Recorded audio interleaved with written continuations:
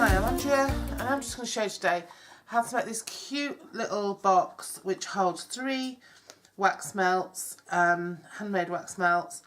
It's using the Message in a Bottle stamp set. So it's perfect for anyone who likes mermaids, those into anything nautical or to do with the sea. It's got a little ring pull to open the lid, but I'm not going to do this on the one I'm going to demonstrate because there's no need for it. And it's just tied off with a bit of ribbon. And then what I've done is I've printed the mermaid, as you can see. I've stamped it onto Whisper White and punched it out with a 1 1/4 using dimensionals. I sort of lifted it off the background just to give a little bit of a... It was supposed to feel like the mermaid was in a bubble, but anyway, whether that succeeded or not, I don't know. Anyway, I'm going to show you how to make it. And like I say, it perfectly holds 3 of these little homemade wax melts. Now what I'm going to do is I'm going to do a different design for this one. I'm still going to use the same stamp set, and I'm still going to use the mermaid, but I'm just going to use different colours. I'm going to use a Whisper White base, so you'll need a piece of 6 by 8.5 Whisper White cardstock. And then I'm going to use this lovely Foil Frenzy DSP. And so what I've done is I've cut pieces that are 1 7/8 square, and they're for the 4 sides, the top and the inside of the top. So 1, 2, 3, 4, 5, 6. And then I've got just a little piece of 1 3/4 by 1 3/4, which is going to be the sentiment. This top piece here, I'm not going to double layer this one up. And then I've got some scrap here where I'm going to print the mermaid using lemon lime twist, and I'm going to finish it off with this lovely lemon lime twist ribbon. So I'm just going to do that little bit of stamping. So I'm just going to get my mermaid, and I'm just going to stamp. I need 4 of these. I need to space them out a little bit because I need to cut them out with the circle punch. There we go. And I'm just going to pop do the sentiment as well while I'm at it. So I'm using I Love You a Lot, which is 2 separate little stamps. That randomly onto there. And then I've also used a little sort of flowery flourish from this stamp set. This is the set I'm using, Message in a Bottle. So I'm using this mermaid, I'm using this now, and I've used I Love You a Lot.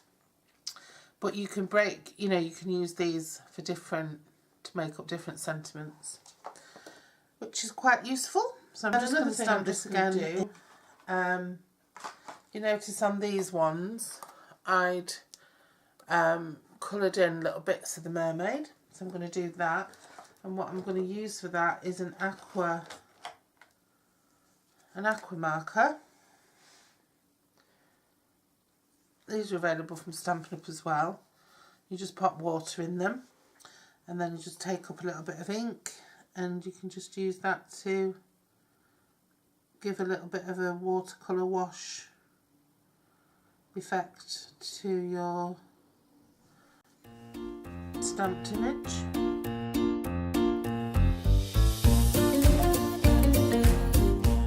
And then what I'm going to do is I'm just going to punch using, this is a 1 1/4 inch punch, and you can get one of these from Stampin' Up, which is very similar.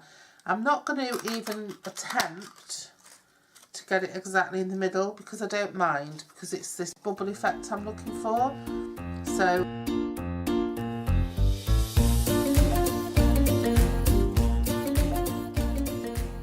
and these will all have dimensionals popped on the back. I'll do that now.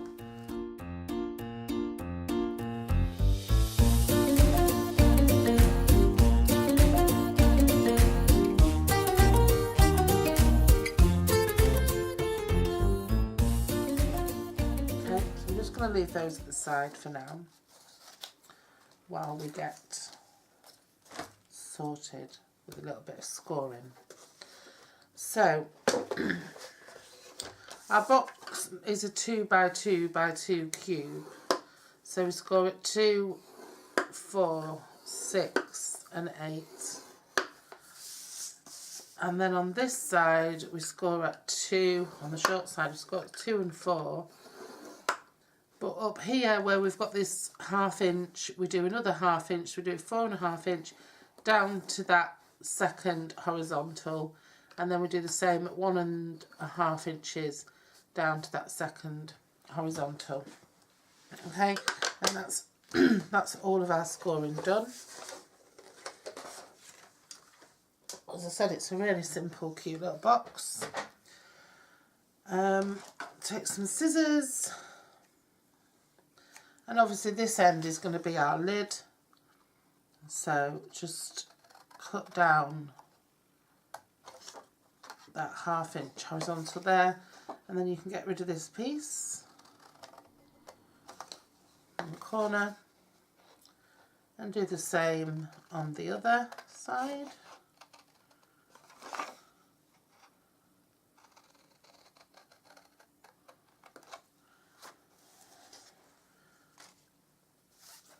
And then you want to just cut up to that first horizontal on each side.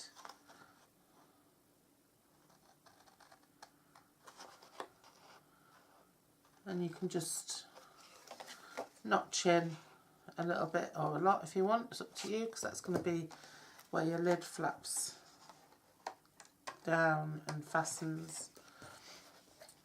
I'm not quite sure what's happened there, it's gone a bit crazy. Yeah, where your lid flaps down and fastens into your box, and then you can just cut away these 2 little squares in the corners. And again, if you want to, you can just notch those in a tiny bit, but it's up to you if you do that or not. And so then now obviously your box is going to come up like so, and that's going to be a lid that comes over. Whoops, it's going to come up like so, wrong side. And that's going to be a lid that comes over, so these are your sides that flap in. So just cut up your 2 side score lines,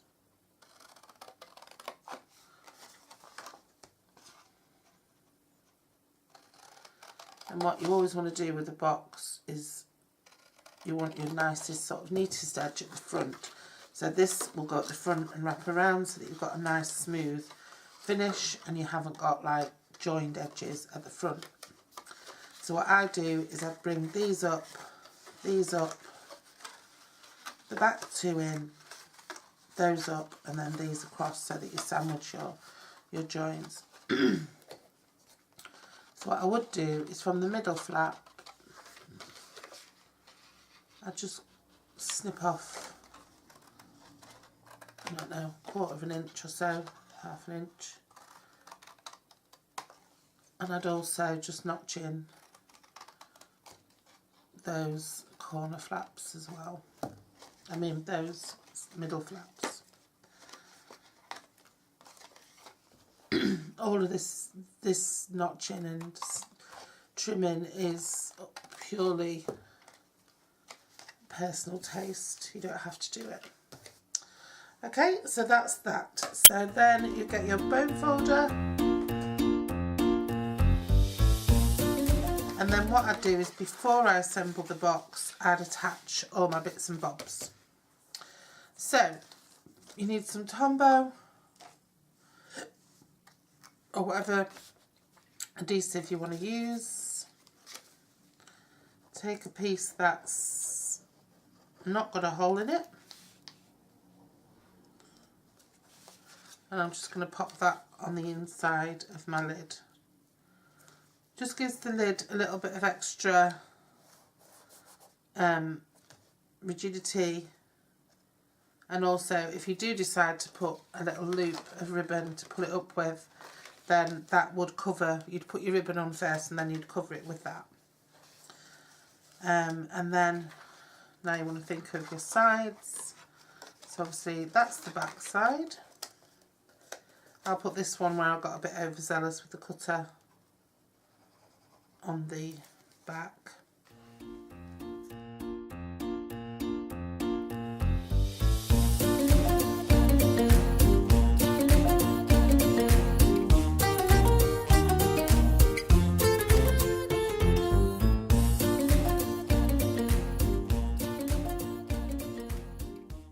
I'm just going to pop my little mermaids around. I'm just going to stick them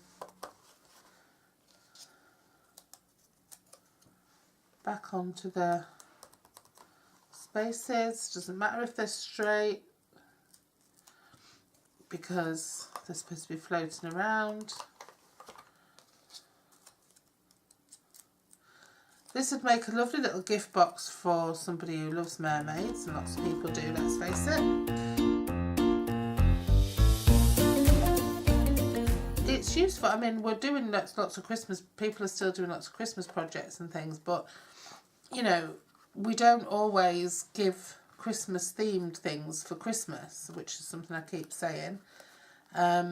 So this could be nice to give somebody as a gift for Christmas. You can wrap it in Christmas paper on top of that, but I think with the foiling and stuff, it can even sort of get away as a gift on its own, or you can stick it in a little gift bag or something. So yeah, so thanks for joining me, and I'll be back next week. I think it's Boxing Day when my next design challenge project will be uploaded, so watch out for that one.